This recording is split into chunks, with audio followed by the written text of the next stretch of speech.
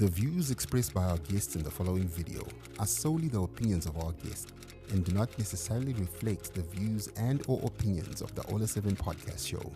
Viewer discretion is advised.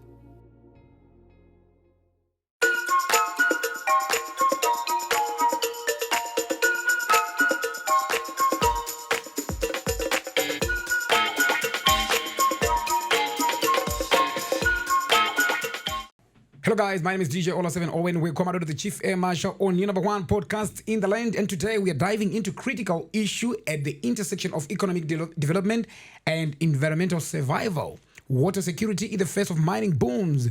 Our focus is Zimbabwe, a country rich in gold, lithium, and chrome, but also facing severe water challenges. And we are joined by Wash climate and environmental activist who has just co-authored a comprehensive report on this very topic, Mr. Mudzingwa. Welcome to the show. Thank you. Thank you very much, Ola. Let's start with the basics. When we think of mining, we think of holes in the ground and also minerals. How exactly does mining become a water problem? Thank you very much, Ola. The mining process, that is the processing of minerals, require water for that process to happen. And I'll just give you statistics in terms of the three critical minerals that we are dealing with here, which is gold, lithium, and chromium. For lithium, you require between 400,000 to 2 million liters to process 1 ton. 1 ton? 1 ton only of lithium. Wow. And with several deposits that we have had in the country, remember we have had deposits in Bigita, Bohera, and Goromonzi. One of the mines there is producing 10 tons per day. That means we have the potential to use between 4 million to 20 million liters per day in terms of processing. That's too much. You see, Yeah. so that gives a picture in terms of why mining and water security, in terms of quantities. But the second one, Ola, is around the pollution. The processing of these three minerals require use of chemicals that can cause microbiological, chemical, and physical contamination of water. And for your information, chemical contamination is very difficult to treat. And these minerals have what they call tailing dams. They construct what they call tailing dams. And part of that water assimilate into our groundwater resources. So besides surface water, we have groundwater resources in terms of depletion, in terms of contamination. So all these issues, whilst we are saying mining has to go ahead because we can't survive without mining, it's one of the major contributors to gross domestic product in the country. But we have to do it in a manner that ensures that there's a balance. So literally sucking the land dry and on the quality side. Yes. Wow. So those are some of the, some stark realities there. Your report doesn't just look at the environmental science, it also delves into the human and legal landscape. Yes. What did you find about the communities living near these mines? It's a sad situation. Are their rights to water being protected? Is their health being affected in any way? There are devastating results coming from communities. For some communities, I will just give you statistics. For Bohera, for example, it's a dry place, you all know. It falls under our agroecological region 4 and some parts 5. And they rely on groundwater. Some used to access water around 80 meters, some 60 meters. But now, all their water sources are running dry. Yeah. And Zimbabwe, like any African state, household chores like fetching water are confined to women. The distances that will be traveled to fetch water are quite appalling. And beyond that, the quality of that water, remember what I've said, and for these results, they were not tested in an independent laboratory. We had a collaboration with government entities. We submitted to government laboratories for testing. And what did we find out? Lead, mercury, cadmium, and there's a fourth chemical that we actually found out of that. So that pollution has a direct impact in terms of human health. Of course, we did not go deeper to do what is called a health impact assessment. Okay. Because of our legal framework, you know, issues around health. Yeah. You have to seek authority, and there are provisions in the Public Health Act where you are prohibited from publishing personal information. But the health reports for particular individuals who are affected within these communities are there. Yes. Yeah, it's quite alarming. Yeah. That sounds like a legal nightmare. And who's supposed to police all this? Yes. Before I go there, you had asked around our findings in terms of the legal architecture around water security and mining. We found that there are overlapping roles, because I've talked about water pollution, for example. If you read the Environmental Management Act, it gives particularly Section 10 and Section 56, 57, 58, 59 to 60. EMA, as a statutory instrument, as a statutory body, is given the responsibility to deal with water pollution. But if you go to the Urban Councils Act, the Rural District Councils Act, there is what are called chief health officers. They are also given a responsibility around water pollution control. Okay. You go to the Water Act and look at the roles that are given to catchment councils to prevent pollution. Yes. You go to the Mudzingwa Act. Mudzingwa, as a statutory body, is also given the responsibility to deal with water pollution. Yeah. So you have a lot of state institutions playing a same role. Yeah. So that overlap in terms of roles and responsibilities birth what I would term a bystander effect. Ola muna akafenda panapa 35. Yeah. I expect with Ola you attend. You said you'll be saying I should attend. This one. So panapesira what we call accountability Yeah. around who should be responsible for that particular issue. So that's one. In terms of what we discovered in our law. Number two, we have what we call the polluter pay principle in our country. So if you pollute water resources, you should pay a fine. But let's look at the fine. Is it deterrent enough to prevent would-be offenders, those that want to undertake pollution? Actually, what we found out is that it is cheaper to pollute and pay a fine than to put mechanisms, the required technology to prevent water pollution. So for entities that are undertaking mining, it's better to pollute and pay a fine than to prevent pollution in terms of costs. Remember, these are private entities and they are looking at profits. Yeah. So any private entity would want to minimize the cost and make a killing in terms of the profits. This is what we also found out. And in as much as there is also a remedial action that should happen as contained in the Water Act, in terms of dealing with the pollution, that is not happening. And the third finding, they are quite a wide range. It's around the environmental impact assessment framework in our country. So the law in the country says if you all are wants to do mining and you are supposed to do an environmental impact assessment first, right?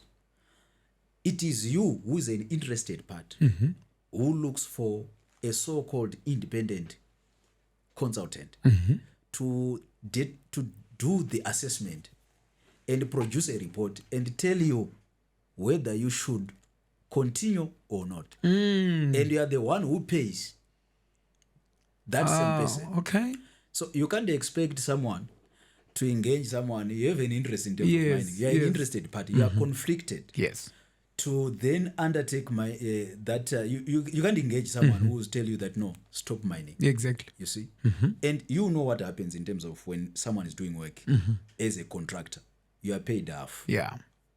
After completion of the work, the other half is then paid. Either you are paid 70%, depending on the agreement. Exactly. But obviously, you are not paid full. Do you think someone who's waiting for his other payment will say, no, you have to stop? No.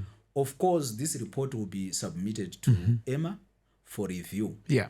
But our thinking is that the person who wants to do mining is an interested party, Yes. is conflicted.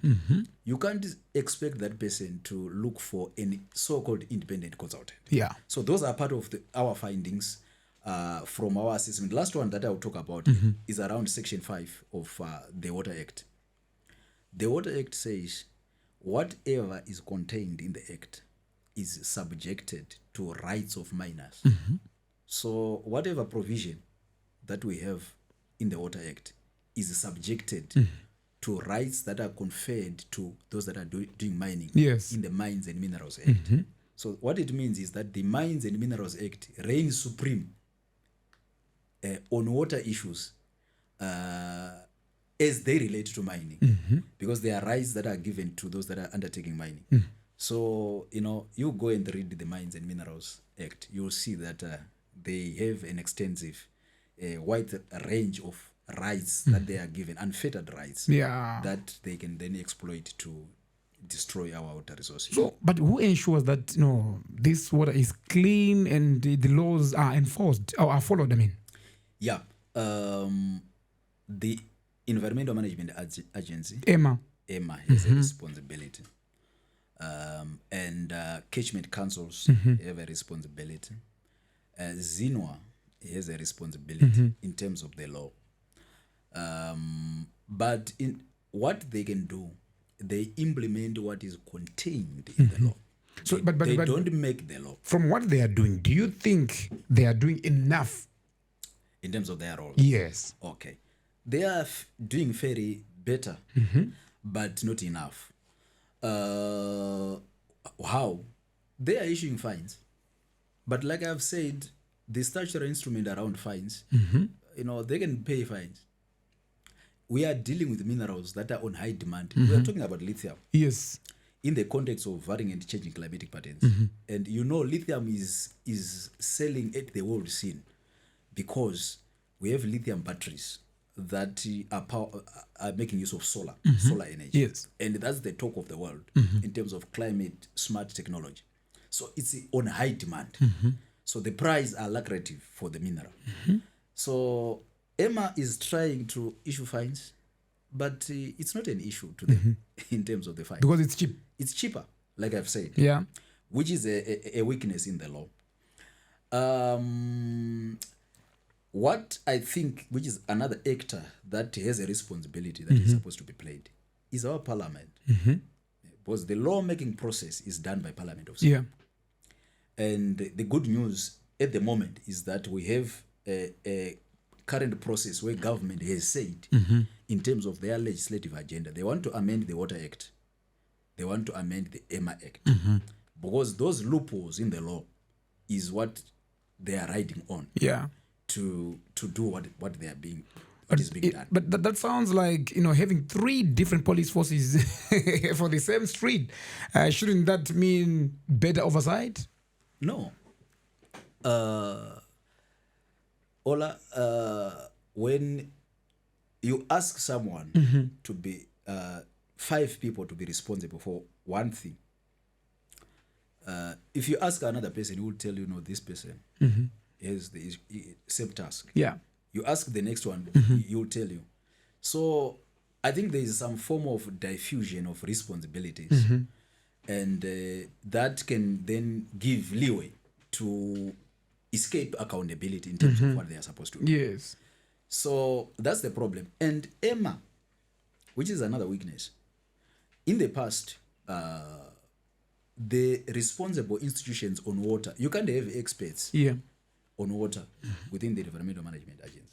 No, more than you will find them at Zinwa, more than you will find them at catchment councils or within the parent ministry, which is the Ministry of Lands, Agriculture, Water, and the Rural Resettlement. Yeah. So those ones are experts around water. For EMA, these are they take it from an environmental perspective, not from a water perspective. Okay. But you'd find that our lab, which used in the past to be housed under the ministry responsible for water, is under EMA. So it's supposed to be under Ministry of... It has been transferred to EMA after remember in terms of the legislative reform in our country. Yeah. The Water Act was reviewed in 1998. Oh, yes. And then thereafter we had the EMA Act, I think sometime around 2005, right? And then water was taken from the responsible institution. And in the past, we used to have water and environment under one ministry. Now these are different ministries. Okay. So coordination around that becomes a very serious challenge. Oh, yeah. You see. And there have been accusations by some that, but of course it's riding like on the provisions that I've said, that it becomes like a fundraising initiative.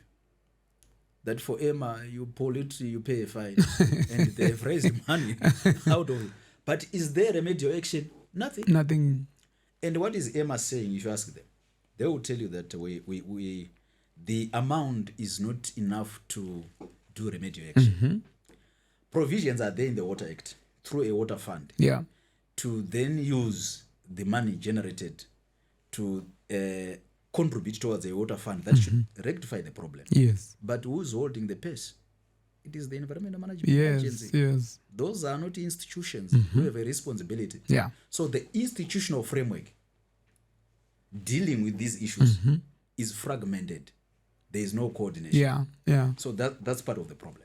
So that's a critical point about enforcement. But to understand the scale of this problem, can you tell us which specific mines and minerals your report focused on, and why these three? Because gold, lithium, and chrome were chosen. Yes. So these three minerals use a lot of water. That is the reason why we chose them. Okay. I've talked about gold, I've talked about lithium and chromium. Yeah. In their processing, they require a lot of water. So deliberately for this study, we chose the three. Yeah. But we had case studies that were focusing on specific mines. The reason why we focus on these ones, these are minerals that use a lot of water. So our position as an institution is not to say, let's stop mining. Yeah. No. Mining is critical for GDP in terms of contributions. Yes. And in terms of development, government has said this is the area that is mining that will drive gross domestic product in terms of faring well in the country. But all we are saying is it has to be done in a way that is better. So we focused on these minerals for a specific reason, and then targeted the areas for a specific reason. Yeah. We looked at areas where we have rainfall. Goromonzi, it falls under a different, I think, in natural region 2. Yes. We focused on Mazowe. We focused on Guruwe. We focused on Boera. Yes. Boera falls under natural region 4 and 5. So in terms of comparative studies, we need to look at areas where we have much rainfall and some areas where we have limited amount of rainfall. Okay. And how these interplays with local challenges, with challenges that local residents are facing. Yes. So that was the reasoning behind it. So we are talking about a full spectrum mineral economy. Yes. And where are these valuable minerals going? You know, can you can you just map out that value chain for us? Okay. So in terms of, and thanks for that question. For every mineral that is going out of the country, before I talk about the destinations, if it is 10 tons, we are looking at the equal amount of water that is being exported outside. Okay. Yes. Okay. Remember, like I've said, I will give you lithium, for example. Yes. Lithium, I said, maximum is 2 million. So if 2 million liters per ton, for if 10 tons are going out, I am looking at 20 million liters that are being exported. Yes. At zero cost in terms of contribution. But this is not factored in terms of our exports. So the destinations for lithium is China. It's mainly Asia, Asian countries. We have limited ones for Germany, very small ones, but the main consumer is China in terms of lithium. For gold, we have Dubai. That's where our gold is going. For chromium, we have China as the major consumer. I think you are aware that government deliberately took a look east policy in terms of their investment. Yeah. So the major destinations for these minerals are the Asian world in terms of our analysis. So that's a powerful point. We are exporting the minerals and importing the environmental risk. Yes. But surely there must be some local advantages to it. Yes. What are the arguments for mining in these communities? What are the benefits, or what benefits do you actually see? In the nation, revenue, in terms of generation of revenue for the nation, we can't dispute that mining makes a contribution, particularly around the GDP. Around the benefits for local communities, they are very limited, but they are there, very limited, like I've said. For example, if mining was being done in a proper way, we have had the discussions in Parliament around community share ownership trusts. Yes. Although this is not happening, from our assessment on the ground, that was not the case. Yeah. So a few individuals are employed manual work for locals, but not technical. From the study that we produced, not technical, well-paying jobs are being given to local communities. But manual work, yes, for limited, but there are also some challenges there where, like I've said, we've had some that are now persons with the disabilities emanating from the mining. Yeah. And compensation is not adequately coming out of it. There are limited or benefits for local communities, but for the nation, in terms of revenue, mining brings money, which contributes to our resource envelope, where government then will undertake the process of then resource allocation during the budget formulation and approval processes. But for local communities, the benefits all are not tangible. Benefits are not there. Yeah. This is what I found out when we visited the areas. That's quite sad. So tables long after the jobs and company are gone, the question we must ask is, are these short-term gains a fair trade for the permanent loss of water security? Obviously, if we do a cost and benefit analysis, they are not. But like I've said, mining has to happen in a way that ensures that the costs that emanate from mining are lower than the benefits that we can realize. Yeah. So that can happen in as much as we do not relax even the weak provisions of the law that we have. Yes. So that's another challenge that I had not spoken around. Multinational mining companies are doing as they wish within local mining communities. I think you have seen videos in the public domain where even the friction between even workers and the miners. Yeah. So there is pain in terms of what is happening within local communities. We only studied Mazowe, Guruwe, Goromonzi, and Boera, but we have seen videos on social media. Zumbamaramba Fungwe. You have seen videos in Mount Darwin on the same issues. Yeah. You see, so the benefits for local communities are not there. That's why you have seen some surge and the resentment around mining by local communities. Yeah. And it appears like a case for local communities if any mineral is discovered within their local communities.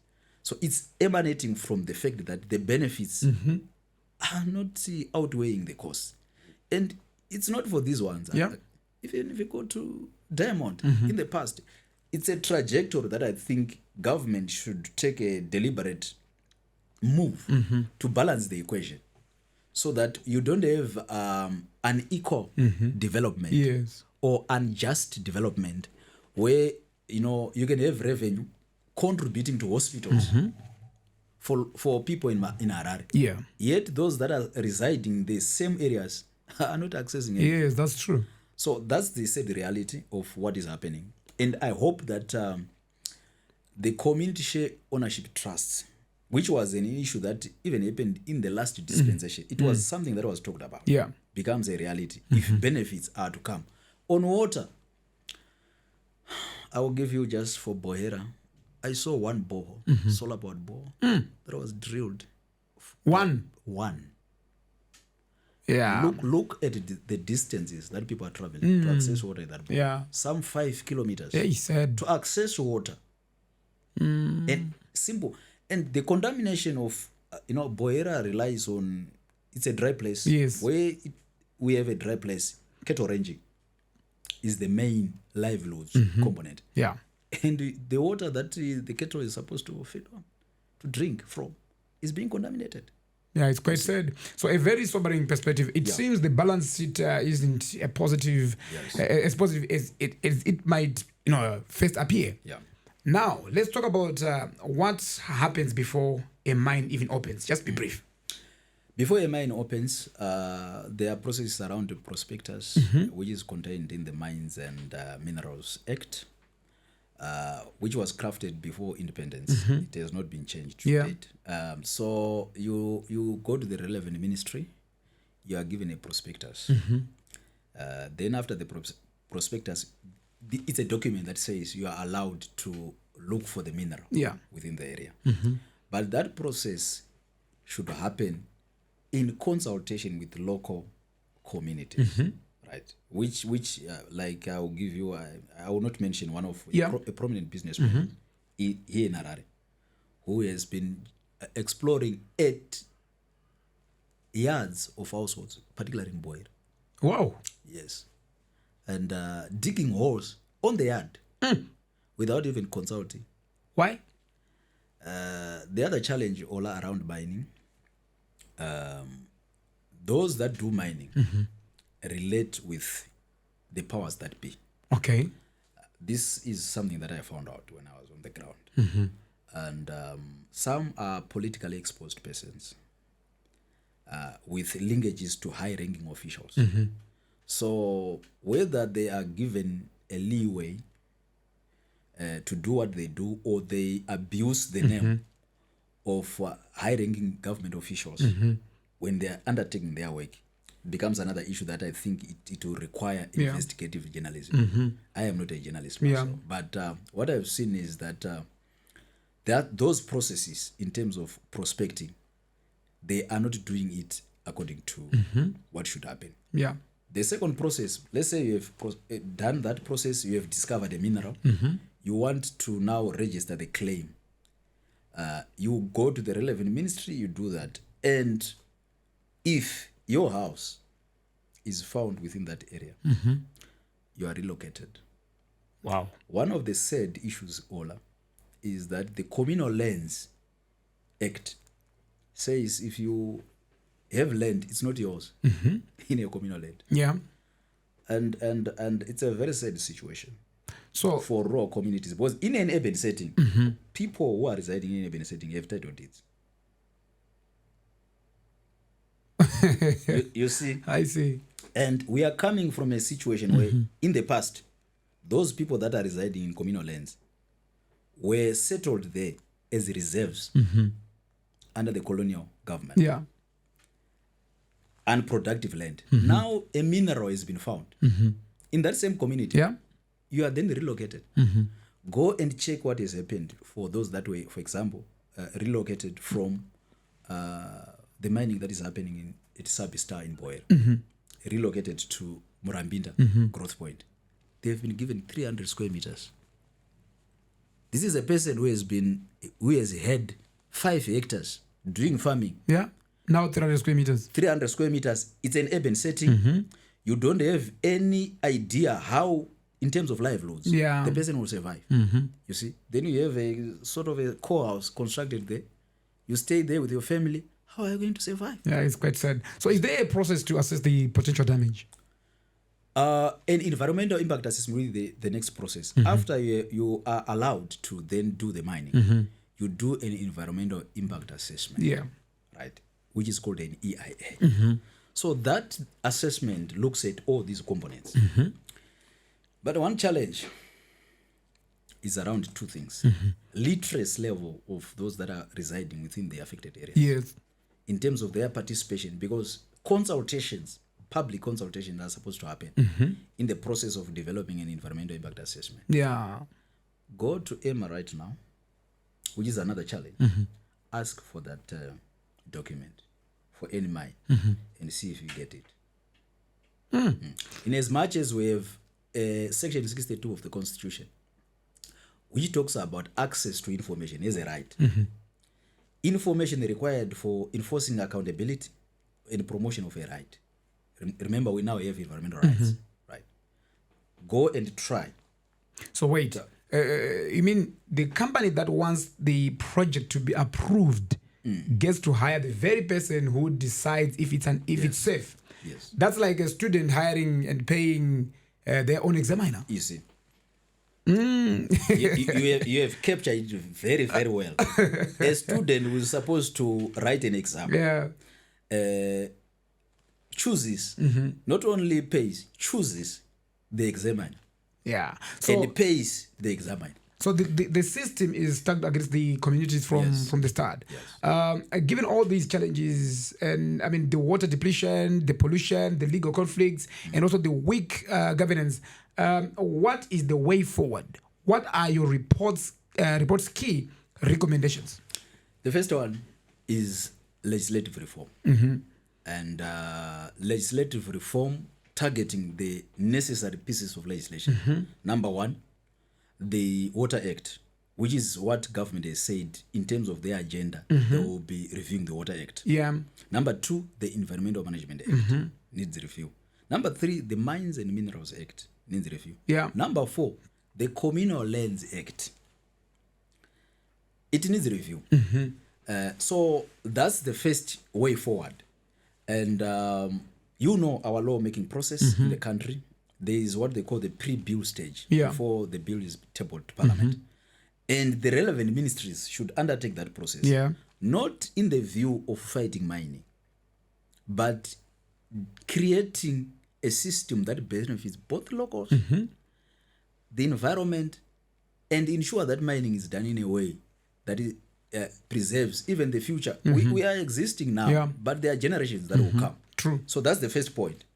Number two, in terms of what needs to be done, let's use other environmental friendly methods. Mercury has been doing a lot of damage in the mining sector. And this is in the public domain. You don't need a rocket scientist to tell you this. The government is aware. Mercury, lead, cadmium, in terms of the chemicals. Let's use environmental. They are there. And that's another recommendation that we are making, that let's use a better way. Then the other recommendation that we are making, we have institutions of government that have a responsibility.